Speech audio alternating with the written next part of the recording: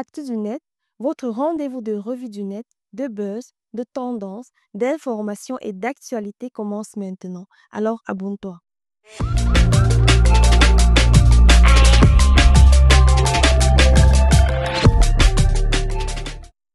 Crise au sein du MRC. La rencontre avec Maurice Kamto avortée à Douala. Ce dimanche 8 juin 2025, une rencontre était prévue entre le président du MRC Maurice Kamto et les responsables de son parti au quartier d'Eido à Douala, où se trouve le siège de son parti.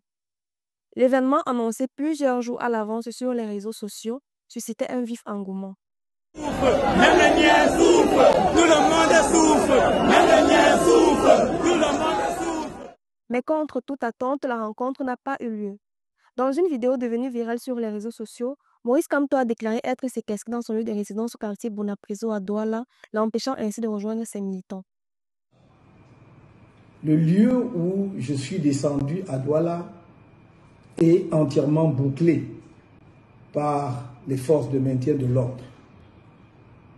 Et alors que je m'apprêtais à sortir pour venir à votre rencontre au siège du mouvement pour la renaissance du Cameroun à Douala, à Deido, on m'a fait savoir que non seulement il y avait eu un renfort des éléments des forces de maintien de l'ordre autour du bâtiment ou de l'immeuble où je suis descendu, mais également qu'il était impossible d'accéder au siège de notre parti à Douala.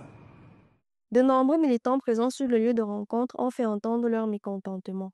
Certains filmant la scène en direct pour relayer sur les réseaux sociaux.